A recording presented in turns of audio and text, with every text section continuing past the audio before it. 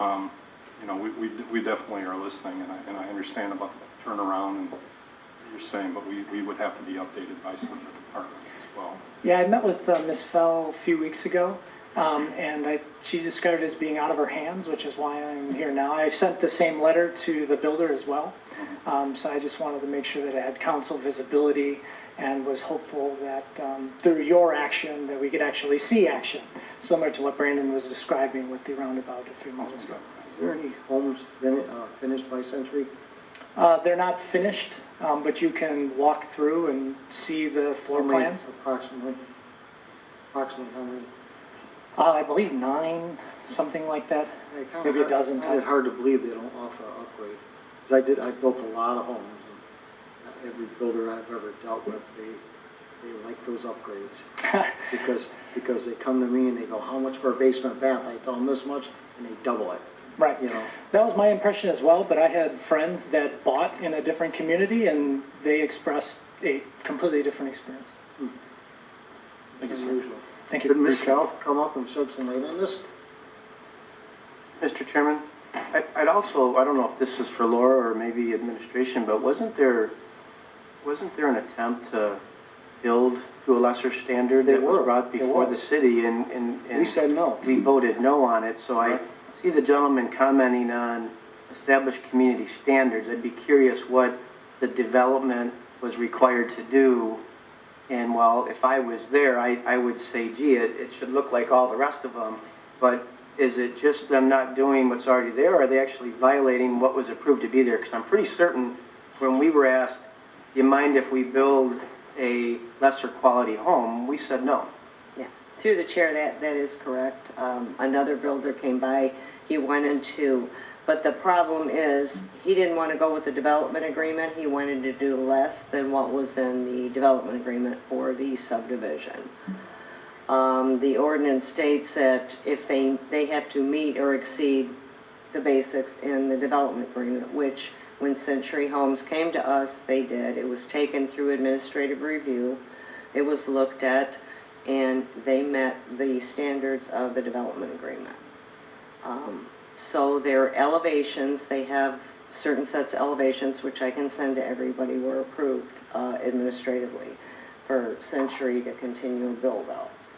As far as the turnaround, we are looking into that. We discussed it this morning at the Administrative Review Committee meeting as to what can be done or what we can do about it, if anything. It is private property.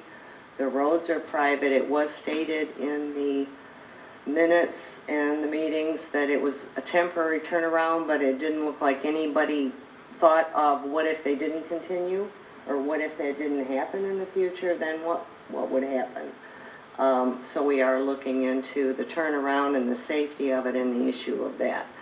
But as it is private property, we have to reach out to the property owner, the developer, and there has to be discussion on how to resolve it. Sometimes these changes are made under engineering review. A lot of times they get planning commission and council approval, and it isn't until they go into the engineering phase that things are changed. So I also have to look into that. So there's a lot of facets and a lot of investigation that has to go into this before we can just... Have we reached out to the owner? Because I see what he's saying, the first gentleman, that, you know, as time's continuing, they're digging basements and everything, and and that turnaround may be gone and the house be, you know, halfway up by the time. Have we reached out to that builder The city yet? has not. I do not even know if the homeowners association has met with them over this. Like I said, we're still trying to figure out what's going on here and determine if it is an unsafe condition. And we just started into that process of trying to see what's going on there. If we can, I would recommend that we call them tomorrow and say, hey, can you hold off, you know, on this location? You know, I mean, I understand there's laws with public, you know, but Right. at least I think floated out there to kind of pump the brakes a little bit. You know. Councilwoman Winton? So I think the turnaround is already gone, is that? Yes. Okay. Yes. Oh, it is? Okay. Yeah. It's gone. So I know, or when you said it's a private road, does that mean then the ordinance requiring the, you know, a a turning space for vehicles at the end of all dead-end streets, does that not apply? Because, I mean, why would, I guess I'm confused. I Is have to get a legal opinion, Okay. and I have to look into it deeper. I don't know if that's private roads, city streets, what that's referring to. I know we have a lot of dead-end streets in the city already, but I do agree that there needs to be something done there to make it safer. If we can possibly do it, I mean, I think it should be looked into and worked out. And this is a private road. This is a private road, and it is platted out that way. So it's difficult too to tell them that they can't build on a platted lot. So there's a lot of things we have to look into.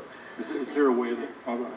We Saying can, that it is a private road, the homeowners association yes, should be able to enforce that with the building, correct? or talk to the property owner and,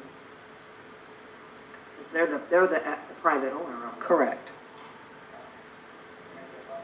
Yeah, sure.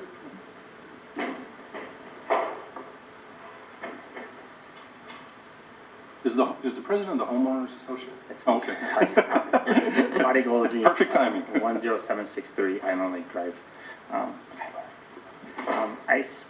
We've spoken to the builder. I spoke to the foreman today, and I made him aware of this meeting, asked them to show up, but they haven't showed up.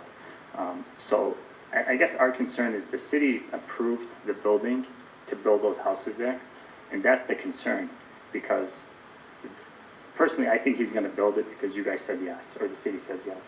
So we're just trying to figure out how we can make it safe for everyone in the subdivision, and that's why we're here today. So I know you're saying it's up to us, but we have no jurisdiction to stop him from building the houses. And like they said, they've already poured cement in those 2 lots. Right. So that turnaround is gone, and there's already cement in the basements.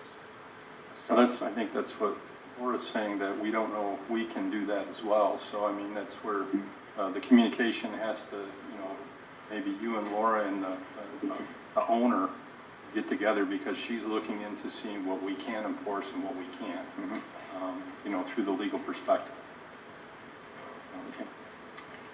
Okay. Mr. Chairman?